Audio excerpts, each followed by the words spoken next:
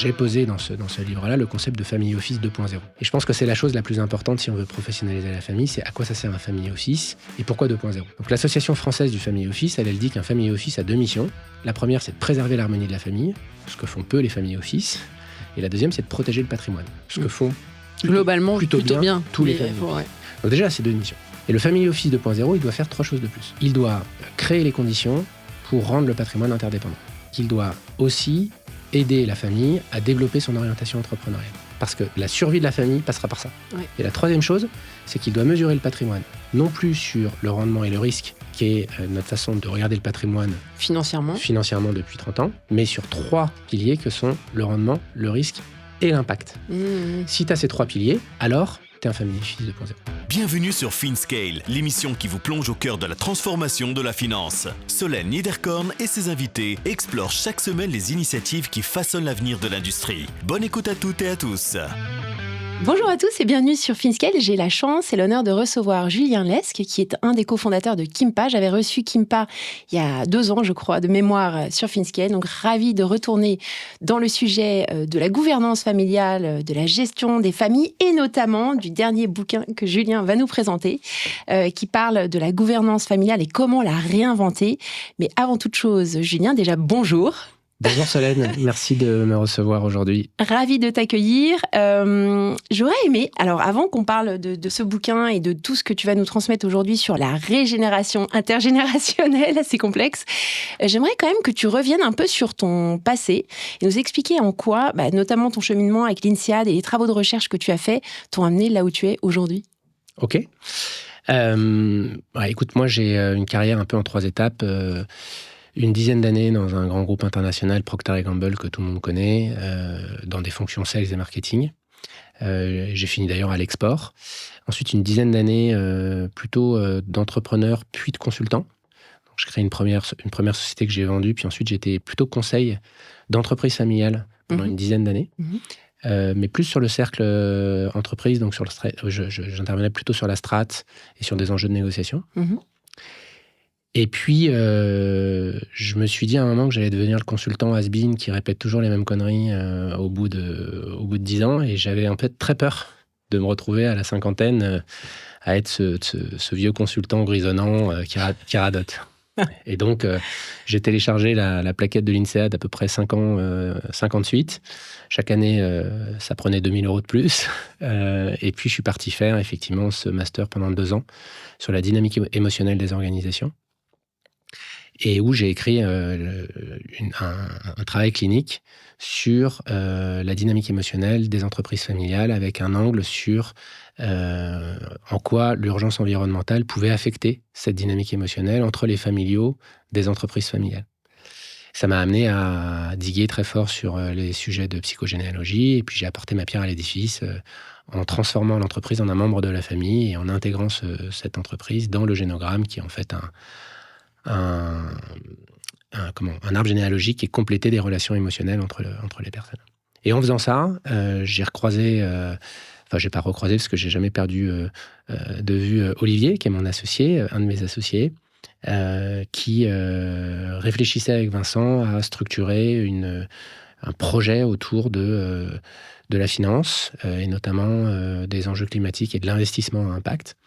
Et dans leurs clients. Et donc, le projet est devenu un projet de family office pour accompagner ces familles qui, généralement, ne réfléchissent pas uniquement qu'avec le capital financier, mais avec d'autres capitaux, et notamment leur capital réputationnel et leur capital sociétal, dans lequel tu vas trouver le social et l'environnemental, et qui avaient besoin d'être accompagnés sur comment aligner leurs valeurs avec leurs investissements. Et donc, ça voulait dire comment j'aligne aussi ma gouvernance familiale avec l'organisation de mon patrimoine. Est-ce que tu pourrais revenir 2 minutes, parce que je pense que tout le monde ne sait pas, moi je m'intéresse, comme tu le sais, au sujet, mais tout ce qui concerne la psychogénéalogie et le transgénérationnel, en quelques mots. Tu as pris un bouquin d'ailleurs sur le sujet. Ouais, parce que tu vas me demander ce que je lis en ce moment, donc on y reviendra après. Donc on y reviendra. En gros, ce qu'on dit souvent avec mes associés, c'est que le civil, le fiscal, le patrimonial, la finance, c'est compliqué. Ça nécessite des compétences importantes. Et donc, nous, on est une quinzaine de personnes avec différentes typologies de compétences et des gens qui ont plutôt la tête bien faite et qui trouvent des solutions à des familles qui, elles, sont complexes Et donc, c'est la différence entre compliqué et complexe parce que, en plus d'être une famille, ils sont aussi actionnaires et parfois ils travaillent ensemble. Et donc, il y a ces 3 cercles qui se mélangent, l'entreprise, les actionnaires et la famille, et qui rendent finalement la dynamique de prise de décision très complexe. Quand je parle... Vachement émotionnel aussi. Oui, parce qu'en fait, imagine que tu as dans la famille un dirigeant de l'entreprise familiale et puis tu as des actionnaires qui ne travaillent pas forcément dans l'entreprise, ou peut-être que tu as un père et un fils qui travaillent dans l'entreprise. Qui parle à qui ? C'est papa qui parle à son fiston, ou c'est le président qui parle au directeur général, ou c'est un actionnaire qui parle à un autre actionnaire. Et donc, en fait, en fonction de dans quel cercle tu te positionnes, tu ne vas pas regarder la demande ou la question de la même manière. Et c'est pour ça qu'il y a des organes de gouvernance différents. Dans l'entreprise, tu as un directoire. Dans le cercle actionnaire, tu as un conseil de surveillance, conseil d'administration. Et dans la famille, tu as un conseil de famille. C'est comme ça qu'on adresse ces sujets-là. Et elles ont chacun des priorités, des objectifs qui peuvent être parfois en conflit d'intérêts. Par exemple, les actionnaires veulent plus de dividendes et l'entreprise a besoin d'investir plus. Et donc, elle n'est pas prête à distribuer autant de dividendes. Et pourtant, ça peut être les mêmes personnes. Et donc, ce qui est complexe, c'est de gérer cette dynamique. Et notamment quand tu dois le faire sur plusieurs générations. Parce que là, en fait, ce qui est en jeu, c'est l'histoire. Qui tu es, d'où tu viens. Et tu veux jamais être la génération qui plante ou la génération qui vend. C'est clair. Et en même temps, tu as toujours les parents qui disent « ils feront bien ce qu'ils veulent, ils ne sont pas obligés d'aller dans l'entreprise ». Et moi, je leur réponds « oui, mais vous leur avez quand même transmis des actions et donc ils vont être actionnaires ». Et donc, est-ce qu'ils ont vraiment le choix ? Et s'ils ont le choix, c'est quel choix et à quel endroit ? Et donc, à minima, la plupart du temps, il faut qu'ils soient des administrateurs ou des actionnaires engagés, en tout cas responsables. Et ça veut dire qu'il faut les préparer parce que si tu as fait des études de médecine ou des études d'ingénieur et que tu ne destines pas forcément au business et que tu es un actionnaire d'une société, plutôt des ETI, c'est ça nos clients, qui font 200, 300, 500 millions, des fois 1 milliard ou plus de chiffre d'affaires, eh bien, il va quand même falloir que tu développes des compétences pour être en capacité, par exemple, de choisir un directeur général non familial si la famille n'avait pas de successeur. Ouais. Alors, à quel moment tu t'es dit que le patrimoine pouvait devenir un levier régénératif plutôt qu'un juste un actif à préserver et faire grandir tout doucement ? Et qu'est-ce que ça veut dire pour toi ? Ouais. Bon, déjà, le problème du patrimoine dans ces familles, c'est qu'il est souvent dépendant de l'entreprise. Et en fait, cette dépendance, elle crée ce que moi j'appelle le phénomène des faux riches. C'est-à-dire que tu vois, dans les ETI familiales, dont les actionnaires sont souvent dans les classements des plus grandes fortunes françaises, en réalité, pour beaucoup d'entre eux, il y a peu de liquidité sur le cercle actionnaire et sur le cercle famille. L'argent est dans l'entreprise. Et comme elle a une forte valorisation, ils sont dans les classements. Mais en vrai, ils n'ont pas les capacités, voire parfois moins de capacités qu'un entrepreneur qui aurait vendu une petite boîte de la tech, quelques dizaines de millions. Donc ça, c'est un premier sujet parce que du coup, il y a le capital financier, mais il y a par contre 2 capitaux qui sont très importants pour eux, qui est le capital réputationnel et le capital sociétal. Et donc, il y a un enjeu de valeur. Et c'est ça la priorité. Donc aujourd'hui, avec la nouvelle génération qui arrive, la nouvelle génération, elle dit 2 choses. Elle dit, moi, si je veux m'engager dans le business, je veux comprendre comment il contribue aux enjeux de mon temps. Et donc, c'est pour ça qu'on parle de passer en fait, c'est comment on initie une bascule d'un monde extractif à un monde régénératif. Qu'est-ce que ça veut dire ? Le monde extractif, c'est un monde qui exploite des matières premières en pensant qu'elles sont infinies. Et on a un peu cru tout ça, que c'était infini. En tout cas, on ne se posait pas trop la question. Or, on sait maintenant de manière très claire que ces ressources sont finies. Ouais. On sait où ces générations-là savent. Parce que... En fait, tout le monde sait, et tout le monde sait depuis très longtemps, sauf que maintenant, ça préoccupe aussi la nouvelle génération, mais notre génération aussi, sur qu'est-ce qui a du sens pour moi lorsque je me mets en mouvement pour mon job, ma carrière ou une activité entrepreneuriale. Et donc, initier la bascule, c'est pas je fais de l'extractif, je fais du régénératif, c'est comment je regarde mon modèle économique et je le fais basculer. Et donc, je te donne plusieurs exemples. Nous, les familles entrepreneuriales qu'on accompagne, quand elles regardent leurs entreprises, elles disent, par exemple pour l'une d'entre elles, sur mon modèle d'entreprise, ma matière première, c'est le poisson, j'ai un problème de ressources poissons. Comment je trouve des alternatives à la ressource poisson ? Modèle extractif, bascule régénérative. Est-ce qu'il faut que je trouve d'autres façons de faire du poisson ? Est-ce qu'il faut que je trouve d'autres produits qui pourraient remplacer le poisson ? Bref, c'est toutes ces questions qu'elle travaille. Et donc, nous, chez Kimpa, eh bien, on accompagne ces familles-là à prendre des prises de participation minoritaires dans des startups innovantes ou dans des sociétés qui réfléchissent à ces sujets-là et qui peuvent proposer des alternatives. Ça, c'est un exemple. On a l'exemple sur le lait, alternative au lait, alternative au ciment, alternative à l'eau, pas à l'eau en l'occurrence, mais les enjeux de traitement de l'eau. Et donc, on a ces 4 familles qui nous font travailler sur ces sujets-là. Et tu vois bien que on travaille sur ces enjeux-là. Et quand tu travailles sur ces enjeux-là, tu attires la nouvelle génération parce qu'en fait, ça peut l'exciter. Parfois, elles viennent d'une famille où le business initial est très polluant. Ça peut arriver. Mais si la vision familiale et les valeurs de la famille qui sont portées sont ambitieuses sur ces thématiques-là, tu peux attirer une nouvelle génération qui aura comme ambition de turn around day, en tout cas de réussir cette bascule. Alors, tu parlais des capitaux, des différents capitaux.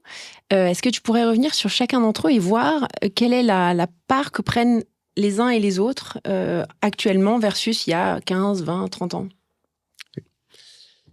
Alors, pour moi, ça n'a jamais changé. Il y a cette croyance que maintenant, on serait un peu plus intéressé à d'autres capitaux que le capital financier, mais les familles entrepreneuriales qui passent les générations, en fait, elles ont toujours eu, bien sûr, le capital financier. Ça, t'en as besoin. Parce que s'il n'est pas là, tout ça n'existe pas, hein, en vrai. Le capital humain, c'est les ressources vives de la famille. Donc, c'est le capital humain de la famille. Où là, en fait, tu vas aider ta famille à se fabriquer un prénom, à passer les générations, en fait, à ce que chacun trouve sa place, d'une certaine manière, dans le système familial. Et donc, ça se professionnalise. Et ensuite, tu as 2 autres capitaux. Tu as le capital réputationnel, qui est parfois plus fort que le capital financier. Je te parlais des faux riches tout à l'heure. Avoir un nom connu, important, c'est parfois une charge. C'est parfois même très lourd à porter. Quand tu as un nom que tout le monde connaît, soit dans ton village, soit dans ta région, soit au niveau national. Et donc, utiliser ce nom-là, ça peut créer, par exemple, beaucoup de problèmes dans les familles sur est-ce que tu as le droit d'utiliser ce nom pour faire d'autres business que le business historique. C'est vrai que je l'entends, ça. Et en fonction de ce que tu vas faire comme business, si le business est en ligne avec les valeurs de la famille ou pas avec les valeurs de la famille. Et puis, le dernier capital, c'est le capital sociétal, dans lequel j'ai posé le social et l'environnemental. Pourquoi ? Parce que ces familles, en fait, elles ont toujours eu un impact sociétal. En fait, elles savent très bien, elles sont d'ailleurs souvent dans les régions, elles sont très peu à Paris, elles sont dans les territoires, elles savent exactement ce qui se passe dans leur territoire. Généralement, elles ont un impact social très fort parce qu'elles emploient des gens, parfois sur plusieurs générations, en ayant eu le père, les enfants, ou la mère et les enfants dans la même entreprise, ou en gardant des collaborateurs que des corpos ne garderaient pas, parce qu'ils ont de la mémoire que les corpos n'ont pas. Et l'environnemental, parce que ça les affecte au quotidien aussi dans leur business, ils le voient bien, et parce que tu as aussi aujourd'hui une situation de crise qui est connue, dont on parle beaucoup plus librement qu'il y a encore ne serait-ce que 10 ou 15 ans, même si les accords de Paris commencent à être loin. Maintenant, la nouvelle génération, elle a plus conscience de ça, mais surtout les marchés aussi, en fait. Les marchés te challengent très fort sur comment tu mets dans ta stratégie ces enjeux pour ton entreprise, justement pour que tu puisses être dans la robustesse et dans la pérennité à terme. Alors, tu disais que ça se professionnalisait, la professionnalisation, par exemple, du capital réputationnel.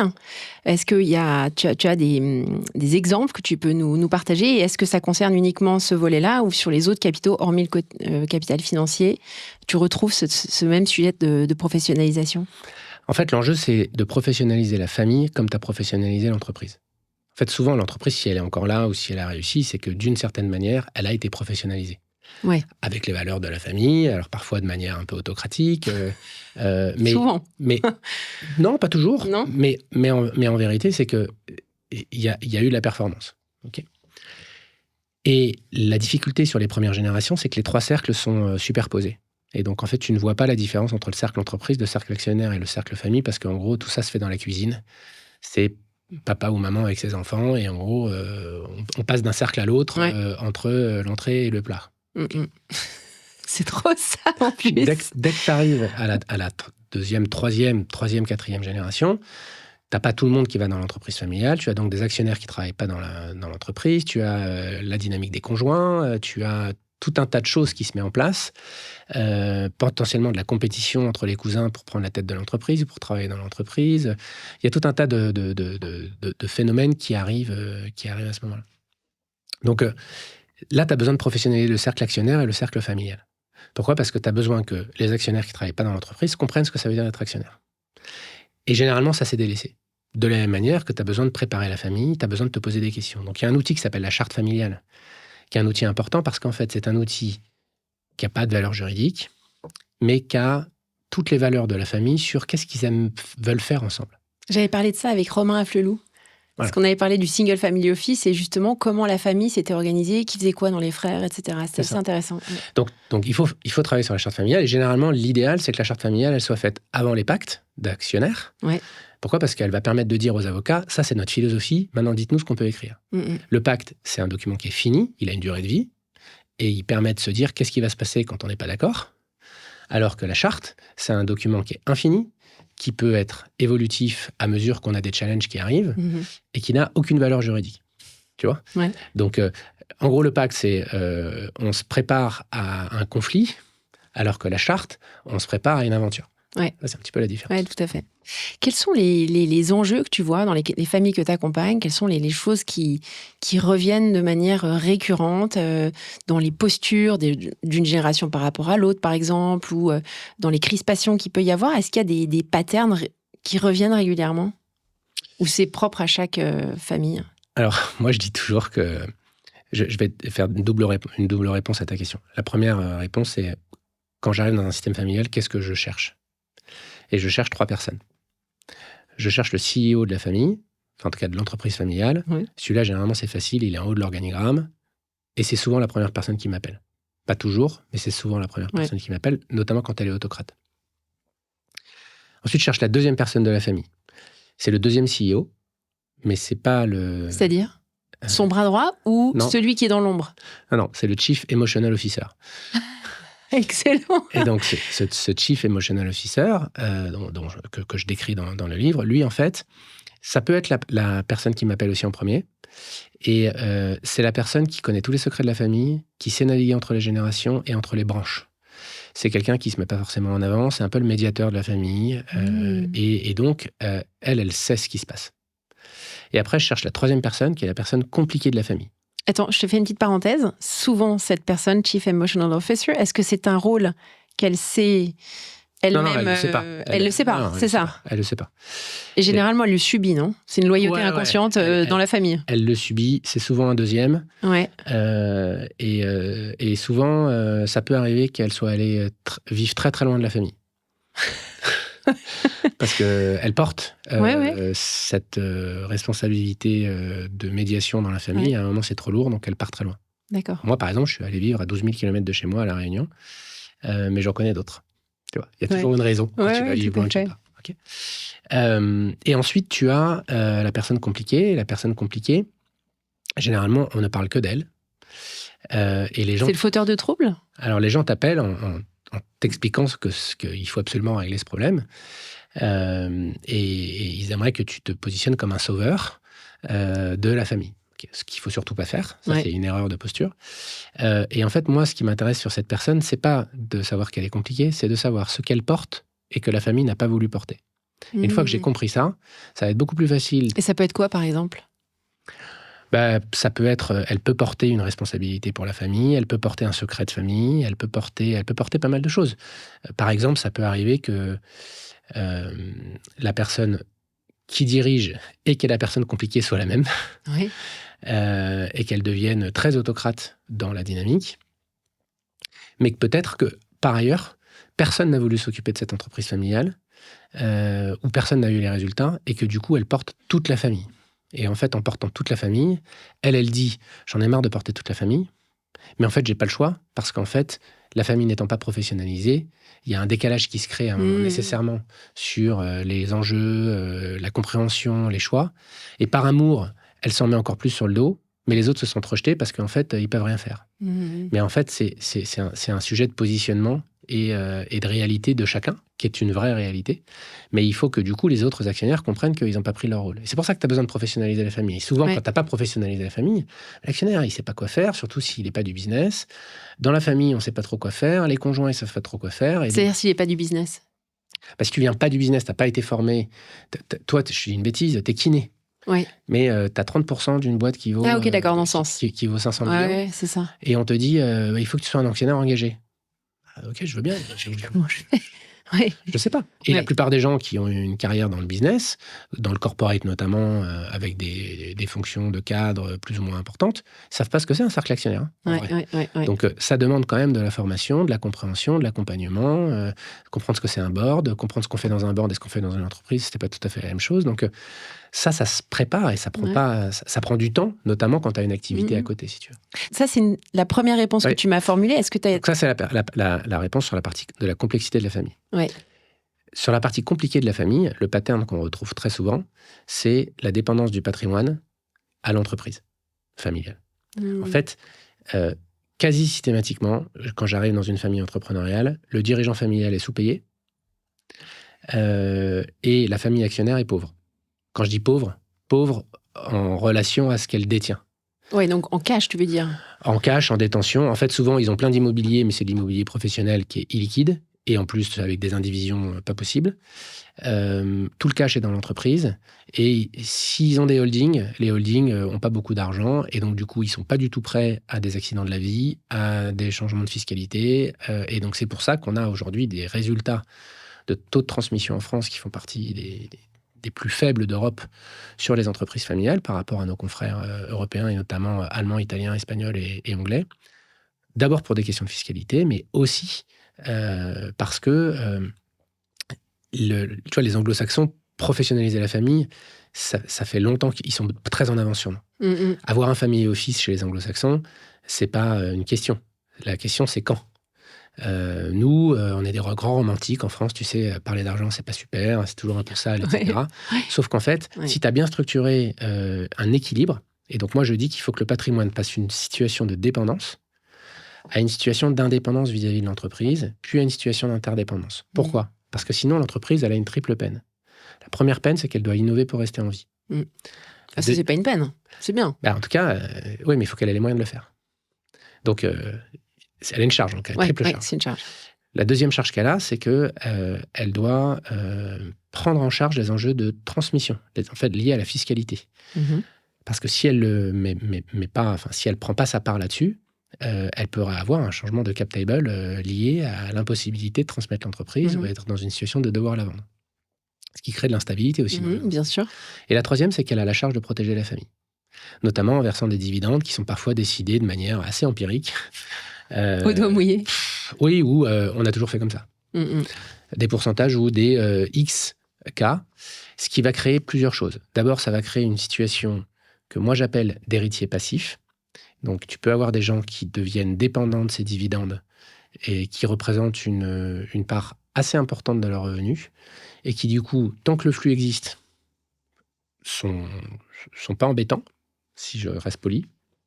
Mais dès que le flux change parce qu'il y a une situation de complexité ou de difficulté dans l'entreprise, ils peuvent devenir agressifs ou ils peuvent devenir freinants pour la dynamique familiale. Et donc, c'est extrêmement important d'enlever cette triple charge à l'entreprise.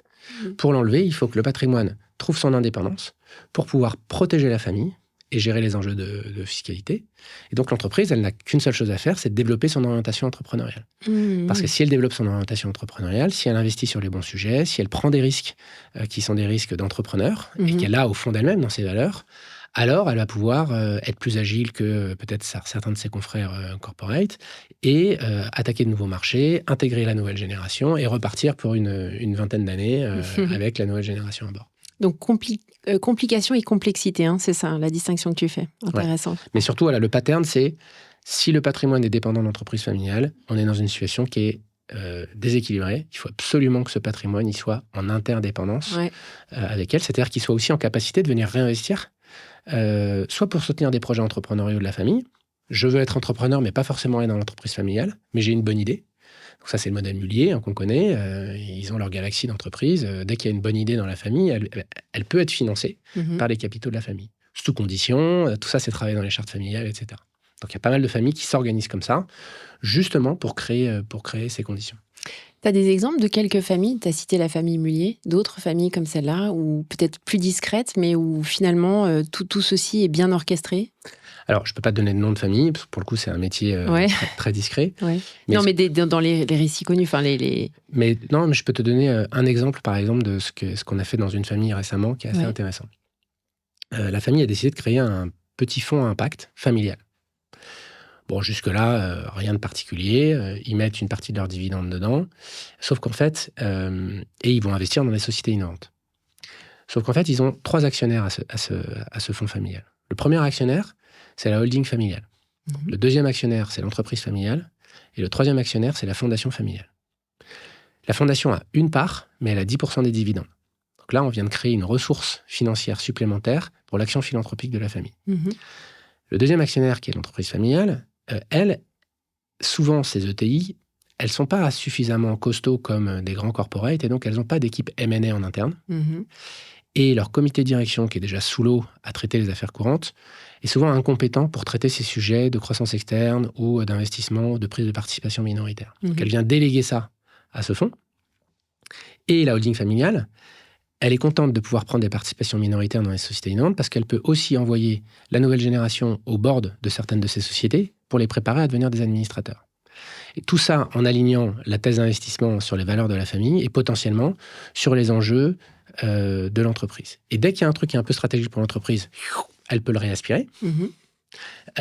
Et en attendant, elle diversifie aussi son patrimoine de manière différente et elle apprend à la nouvelle génération à regarder les enjeux d'orientation entrepreneuriale ou de développement de projets entrepreneuriaux. Tu vois que ça peut être un gagnant en professionnalisant la famille. Top. Alors, il y a un des sujets que tu traites dans ton bouquin, que je rementionne, réinventer la gouvernance familiale, c'est le sujet du récit dans la gouvernance. Est-ce que tu pourrais revenir sur ce sujet-là ? Je trouve, en tout cas, tellement essentiel, en fait. En fait, ce livre est un livre où je propose une carte. En fait. Et le principe de la carte, c'est quoi ? C'est de pouvoir savoir où tu es et ensuite de savoir où tu dois aller en fonction de tes problèmes. Et il y a 2 parties. Il y a une partie qui est la colonne vertébrale de la famille, qui est composée de 3 parties. La vision familiale, qui est basée sur ces 4 capitaux dont on a parlé tout à l'heure. La confiance intrafamiliale, sur laquelle j'ai développé une formule. Parce que s'il y a de la confiance, tout va plus vite. Et s'il n'y en a pas, tout est plus long. Et surtout, on contrôle plus. Et donc, ça ralentit la dynamique et l'agilité de la famille. Et ce qui est en bas de cette colonne vertébrale, en fait, qu'on a appelé tête, corps, cœur, c'est le corps. Et le corps, c'est le récit. Le récit, c'est quoi ? C'est l'histoire de la famille dans laquelle tu vas trouver les valeurs de la famille les plus profondes. Et en fait, si tu ne sais pas d'où tu viens, si tu ne sais pas qui tu es, c'est assez compliqué, ou c'est beaucoup plus compliqué dans un collectif familial de se projeter à la génération d'après. Mais c'est le cas pour toutes les sociétés aussi. Oui, sauf que là, c'est sur plusieurs générations. Et tu vois, je te donne un exemple. Il y a une famille dont je tairai le nom, mais je discutais avec le grand-père de 92 ans et à qui je demande dans un exercice de vision, qu'est-ce que tu aimerais qu'il se soit passé dans les 20 ans qui viennent ? Et forcément, il me regarde en souriant, parce que dans les 20 ans qui viennent, quand tu as 92 ans, tu sais à peu près ce qui va se passer, normalement. Surtout quand tu es un grand entrepreneur. Et il prend un temps assez long pour me répondre, et puis il me regarde, c'est une ETI assez importante, avec des super valeurs, et qui est en plus internationale, connue dans le monde entier. Et donc, il aurait pu me parler du business, il aurait pu me parler d'entreprise, il aurait pu me parler de plein de choses. Et il me dit, ce que j'aimerais qu'il soit passé dans les 20 ans qui viennent, c'est qu'on continue à fabriquer des souvenirs ensemble. Et c'est ça le récit. Le récit, c'est pas ce qu'ils ont fait, c'est ce qu'ils ont vécu. Et donc, ce qu'ils ont vécu, c'est l'entreprise familiale, mais c'est aussi la famille entrepreneuriale. Et moi, je fais bien la différence entre les deux. Travailler sur le récit, c'est travailler sur le récit de la famille entrepreneuriale. Comment ils sont rentrés dans l'entreprise, qu'est-ce qu'ils ont fait, le fondateur est décédé à quel moment, est-ce qu'il y a eu des conflits, comment ils sont séparés, comment ils ont géré ces conflits, etc. Est-ce qu'il y a eu des conjoints, la dynamique des conjoints. Ça, c'est le récit de la famille entrepreneuriale. Et puis, à côté de ça, tu as le récit de l'entreprise. Mais le récit de l'entreprise, oui, c'est comme dans n'importe quelle entreprise. Mais dans les corpos, il n'y a pas le récit de la famille. Et donc, c'est ce récit-là qui est important à connaître parce qu'en fait, l'âme de l'entrepreneur initial, elle peut se perdre génération après génération. Pourquoi ? Parce qu'en fait, lui, il n'avait rien. Il a développé un projet, un business. Mais comme n'importe quel entrepreneur, en prenant plein de risques, et tout le monde l'a trouvé fou probablement au début. Et quand tu arrives à la 3e ou 4e génération, que les choses sont installées, et que tu es plutôt dans une phase de leadership ou de consolidation de l'entreprise, en fait, cette âme d'entrepreneur, elle disparaît. Elle s'étiole. Et donc, c'est extrêmement important, mais parfois on la perd complètement. Donc, c'est extrêmement important de continuer à la nourrir dans le cercle actionnaire familial, pas forcément dans le cercle entreprise, ça, elle doit gérer son innovation, si tu veux, mais continuer à distiller et infuser dans la famille entrepreneuriale, cette orientation entrepreneuriale, parce que les académiques l'ont montré, c'est la seule chose qu'ont en commun les familles qui arrivent à passer les générations. C'est de développer une orientation entrepreneuriale distinctive à chaque génération. Si elles ne le développent pas, en fait, on a quasiment que 30% qui passent à la génération d'après, un peu plus de 20 en France, 20%, donc moins que sur... C'est dingue, c'est si peu. Donc moi, je leur dis tout le temps, les stats ne sont pas pour vous. Il y a plus de chances que vous n'y arrivez pas que vous y arrivez. Si vous voulez y arriver, il faut... Hyper encourageant. Et donc, il est temps de structurer votre gouvernance familiale, parce qu'en fait, ça prend 10 ans de professionnaliser une famille. Et donc, quand les gens t'appellent et que le dirigeant il a 65 ans, tu lui dis, tu m'appelles un peu tard. De toute façon, il t'appelle toujours trop tard. Ouais. Alors, tu parlais du cœur. Tu sais, comme moi, tu me connais, combien le cœur a de la place, en tout cas de mon point de vue, dans le business en général. Dans les familles, c'est encore plus fort. Donc, l'amour est quand même assez conditionnel. Enfin, ça peut être une monnaie d'échange dans la conduite de certains projets, à confirmer par toi. Mais comment est-ce qu'on peut libérer ça concrètement quand on a une entreprise familiale et que l'amour rentre dans le jeu ? Ouais, alors moi, j'aime bien taquiner sur ces sujets. Et effectivement, il y a un chapitre qui s'appelle « Est-ce que l'amour est conditionnel ou inconditionnel ?» à l'entrée d'un actionnaire familial dans l'entreprise familiale. Bien sûr, la réponse est complexe. Et je n'ai rencontré aucun dirigeant, ou en tout cas aucun actionnaire familial de la génération qui va passer la main. Ils m'ont toujours tous dit « ils feront bien ce qu'ils veulent ». Nous, le principe, c'est qu'ils sont libres de faire ce qu'ils veulent. Mais c'est pas complètement vrai, puisque, comme je te le disais tout à l'heure, ils vont quand même être actionnaires. Et donc, ce qu'il faut comprendre, c'est que, bien sûr, toutes les familles sont différentes. Il faut arriver à comprendre qu'est-ce qui se répète dans le système, où est-ce que le système... Parce qu'en fait, un système émotionnel, moi, je dis toujours, il fonctionne à la perfection. Même avec ses imperfections. En fait, ces imperfections fonctionnent à la perfection. Elles se répètent en permanence. Sauf qu'en fait, ce qui se passe parfois dans l'entreprise... D'où la psychogénéalogie. Mais oui, parce qu'en fait, ce qui se passe parfois dans le cercle entreprise ou dans le cercle actionnaire n'est qu'une répétition de ce qui s'est créé dans le système familial. Sauf qu'il est joué de manière inappropriée dans le théâtre familial, dans d'autres cercles. Intéressant, ouais. Et donc, il faut arriver à faire la distinction. Il y a 2 histoires comme ça qui sont assez intéressantes. Première, qu'on trouve dans pas mal de livres de gouvernance, où un patron d'une petite boîte familiale qui distribue des bonbonnes d'eau a un fils qui marche et un fils qui marche pas. Celui qui marche pas, il n'arrête pas de lui dire que ça va pas. Puis un jour, il le convoque dans son bureau et il lui dit « Écoute, t'es licencié. » Et ensuite, il lui dit « Bon, j'enlève ma casquette de manager, je mets ma casquette de père, viens, on va boire un coup, il paraît que t'as eu une dure journée. » Ça, c'est réussir à faire la différence entre le business et l'amour paternel. Tu l'as dans l'investissement. Si tu as professionnalisé l'investissement dans la famille et que tu as un comité d'investissement qui dit que si tu as une relation de filiation directe avec celui qui amène un projet, tu ne peux pas voter. Et si le dossier est refusé, tu dois accepter cette décision. Pourtant, c'est ton fils. Rien ne t'empêche ensuite, en tant que père, d'aider ton fils. Mais ça ne sera pas le cercle actionnaire qui va le faire. Non, tout à fait. Donc, si tu arrives à faire cette distinction-là... C'est chaud quand même. C'est pas mal. Mais je te prends un autre exemple d'une histoire vraie également. Un père qui dirige le groupe familial, sa fille est DRH. Et tous les lundis, le comité de direction est dans son bureau. Il se trouve que ce jour-là, sa fille arrive un petit peu en avance. Elle s'installe sur le bureau qui est la grande table qui est dans le bureau de son père, qui est en train de finir un email et qui lui dit... Histoire véridique, ça ? Histoire véridique. Ouais. Et donc le papa dit à sa fille salut ma petite chérie. Est-ce que ça t'embête pas de me faire un petit café le temps que je finisse cet email avant que tout le monde arrive ? Et elle lui répond, bien sûr, papa. Et elle fait un café, et c'est leur relation père-fille qui se joue là. Sauf qu'on est dans le cercle entreprise. Et donc la question, c'est, est-ce que c'est approprié qu'un dirigeant de l'entreprise dise à sa DRH, ma petite chérie ? La réponse est non. Et donc, ce qui va être en jeu, c'est à quel moment, comment tu joues ça, et notamment comment tu joues ça quand il y a d'autres personnes. Parce que ça peut être soit rabaissant, mais de manière complètement inconsciente. Tu vois, moi, j'ai pas mal de familles où on utilise dans les réunions du conseil de famille, parce qu'il y a la jeune qui a 20 ans, on lui donne encore son petit nom de petite fille. C'est complètement inapproprié. On est dans le cercle actionnaire, on ne peut pas appeler... Cri-cri. Cri-cri. Non, mais cri-cri, tu ne devrais pas le faire comme ça. Non, je vois, tout à fait. Une question de posture. Ouais. Et voilà. Et ça, c'est difficile parce que ça vient comme ça, si tu veux. Ouais. Écoute, c'est hyper intéressant. Il y a plein de sujets que j'ai envie de tirer. J'aimerais juste encore en tirer un. C'est au sujet du récit. Je reviens dessus. Tu disais que c'était vraiment fondamental et un socle, comme une fondation en réalité. Comment on recrée ce récit, sachant que tu disais aussi que ça s'étiole génération après génération. Quand je pense à des familles qui entreprennent depuis 4-5 générations, il y en a quand même pas mal en Europe, comment est-ce qu'on recrée ce récit ? Alors, moi, j'ai un atelier que j'adore et que les familles adorent. C'est la double courbe de vie de la famille. Donc, en fait, tu les mets autour d'une grande table avec un paperboard ou 3 paperboards en fonction de la taille ou de l'histoire. Et tu leur dis de raconter l'histoire de l'entreprise familiale. Et donc, Chacun s'y prête ou comment ça se passe ? Moi, je file les marqueurs aux plus jeunes.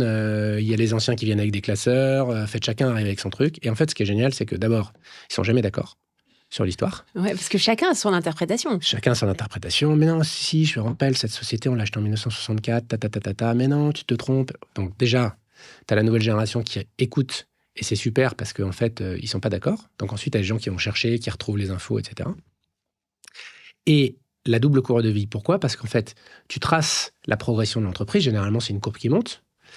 Et ensuite, tu traces en parallèle la courbe de vie de la famille. Et ce qui est assez intéressant, c'est que tu vois que la famille, elle peut être dans une phase haute, alors que l'entreprise est dans une phase basse, et inversement.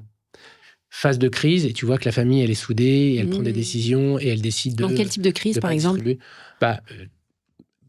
Sur les plus vieilles familles, les guerres, par exemple, c'est extrêmement intéressant. Ouais. Tu as, par exemple, des enfants qui ont été... on leur a donné leur majorité plus tôt, à 15 ans ou 16 ans, parce que leur père était en prison ou est décédé à la guerre et que la mère elle s'occupait des enfants et qu'en fait, c'est le gamin de 15 ans qui a dû reprendre l'entreprise. Intéressant. Et donc, ça, c'est hyper intéressant de le redire. Il y a une famille qui s'est rendu compte en faisant ce travail-là et en faisant des recherches, en allant au cadastre pour redécouvrir aussi ce que faisait la famille avant qu'ils créent l'entreprise.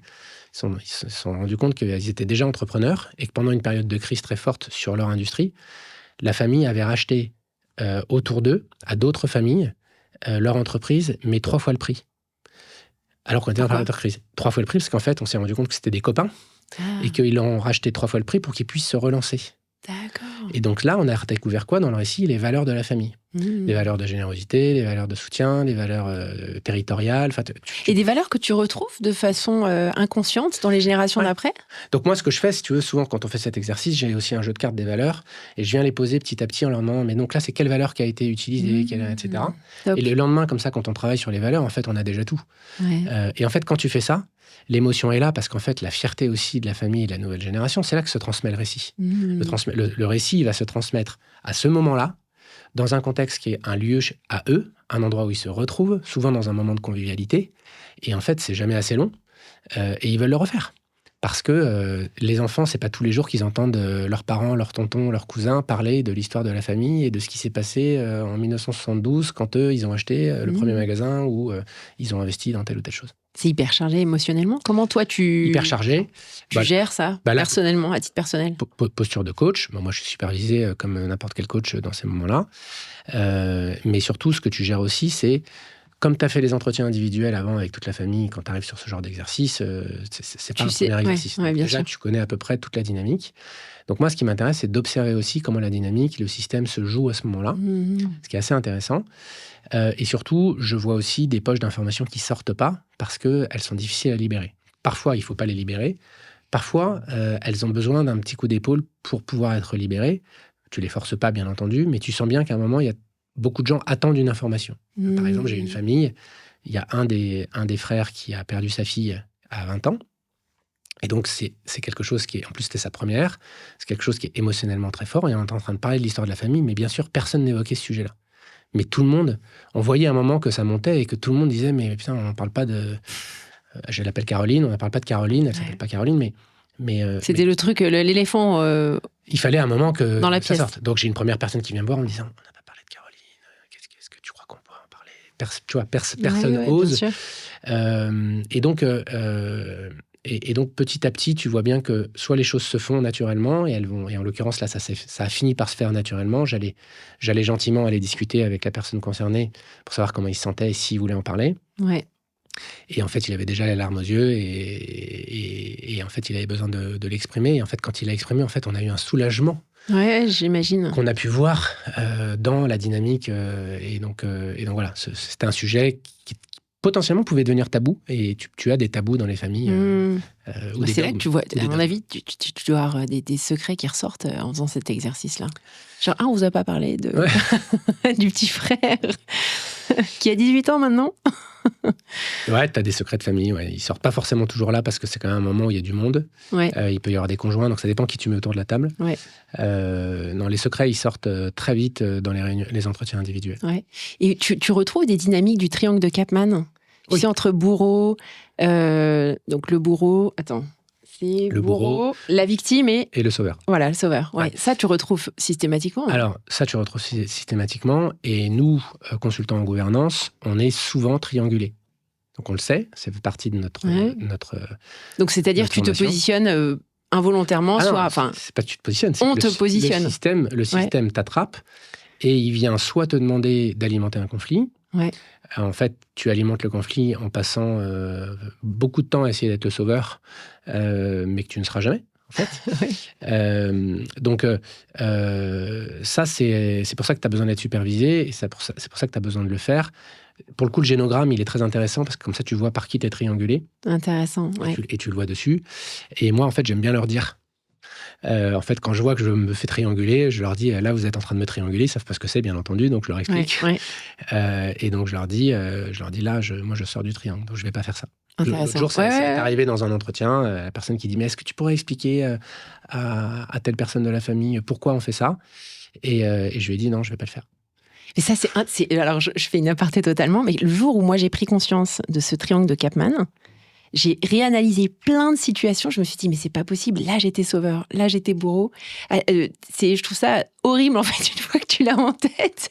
C'est tout le temps ces jeux-là qui se jouent dans la sphère professionnelle, dans la sphère privée. Pour le coup, tu le trouves aussi dans les métiers. Hein. Les gens qui font du conseil, de la formation, du coaching, ils ont tendance à aller dans la position du Du sauveur. sauveur, oui, bien sûr. Donc, s'ils n'en ont pas Oui. conscience et s'ils ne travaillent pas dessus, en fait, ils amènent leur histoire dans un système qui n'est pas le leur. Donc, il ne faut surtout pas faire ça. Parce que ce n'est pas ton histoire, c'est la leur. Bien sûr. Donc, toi, ton job, ce n'est pas de ramener la tienne ici. Tu n'es pas là pour sauver la famille. Non, Moi, je leur dis systématiquement, hein, je leur mets toujours deux postures à chaque début d'entretien et à chaque début de travail collectif. C'est je ne suis pas le psy de la famille. Et ça, c'est extrêmement important. Et 2, je suis là pour défendre les intérêts de toute la famille, jamais du premier qui m'a appelé. Voilà. Ouais. Et donc, à partir du moment où tu défends, tu sais qui est ton client, et ton client, C'est la famille. c'est une famille en tout cas définie. Ouais. Et donc ça, c'est important de bien définir qui tu accompagnes, parce que parfois, tu n'accompagnes pas les branches et les individus avec leurs conjoints et leurs enfants. Tu es que sur le cercle actionnaire familial, il faut être bien clair. Parce que après, les questions arrivent de partout, si tu veux. Ouais, tout à fait. Hyper intéressant. Bon, écoute, en synthèse, si tu devais nous donner quelques conseils qui ressortent de ce bouquin, ça serait quoi ? Alors, il est à destination essentiellement d'entreprises familiales de taille intermédiaire. Parce qu'en fait, c'est elles qui ont quand même le plus d'enjeux de structuration et de transmission. C'est quand même beaucoup plus complexe de transmettre ce genre d'entreprise qu'une petite entreprise qui fait quelques millions. Pas qu'il n'y ait pas les mêmes dynamiques émotionnelles, mais les enjeux sont beaucoup plus complexes, notamment dans le terme de fiscalité et de structuration. Donc, nous, j'ai posé dans ce livre-là le concept de family office 2.0. Et je pense que c'est la chose la plus importante si on veut professionnaliser la famille, c'est à quoi ça sert un family office et pourquoi 2.0. Donc l'Association française du family office, elle dit qu'un family office a 2 missions. La première, c'est de préserver l'harmonie de la famille, ce que font peu les family office. Et la deuxième, c'est de protéger le patrimoine, ce que font globalement plutôt bien tous les family office. Okay. Donc déjà, c'est 2 missions. Et le family office 2.0, il doit faire 3 choses de plus. La première chose qu'il doit faire, c'est qu'il doit créer les conditions pour rendre le patrimoine interdépendant. Ce que tu expliquais au début. La deuxième chose, c'est qu'il doit aussi aider la famille à développer son orientation entrepreneuriale. Parce que c'est la seule chose, c'est la survie de la famille passera par ça. Ouais. Et la troisième chose, c'est qu'il doit mesurer le patrimoine, non plus sur le rendement et le risque, qui est notre façon de regarder le patrimoine financièrement depuis 30 ans, mais sur 3 piliers que sont le rendement, le risque et l'impact. Mmh. Si tu as ces 3 piliers, alors tu es un Family Office 2.0.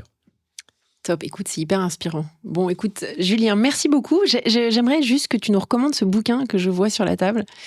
C'est celui que tu avais en tête? Ouais, donc c'est un livre de psychogénéalogie qui s'appelle « Cette douleur n'est pas la mienne », qui est un best-seller et qui notamment vient décrypter tous les enjeux transgénérationnels. Donc, qu'est-ce que tu peux porter comme potentiellement comme douleur, comme complexité Il y a des extraits d'ailleurs sur Internet, hein, j'ai été regarder ça hier. Et parfois, te rendre compte que c'est quelque chose qui t'a été transmis, dont tu n'étais pas propriétaire. Donc de manière inconsciente. Ouais, moi j'ai ces 2 phénomènes dans ma famille, de mon côté et du côté de ma sœur. C'est mieux de le savoir. Parce que comme ça, tu peux mieux vivre avec. Et parfois, c'est une mission que tu as reçue et donc tu peux décider de la gérer, tu vois, de la faire. Parfois, tu l'as subie. Voilà, parfois, tu l'as subie et potentiellement, ça serait peut-être bien que tu t'en détaches. Ouais, hyper intéressant. Merci beaucoup, Julien. Merci de m'avoir reçu, Solène. Et à bientôt. Bonne lecture. Merci. Merci d'avoir suivi FinScale. Abonnez-vous à la newsletter sur Substack pour ne rien manquer des dernières innovations. Retrouvez aussi le podcast en audio sur toutes les plateformes d'écoute et en vidéo sur YouTube. À très vite avec Solène Niederkorn.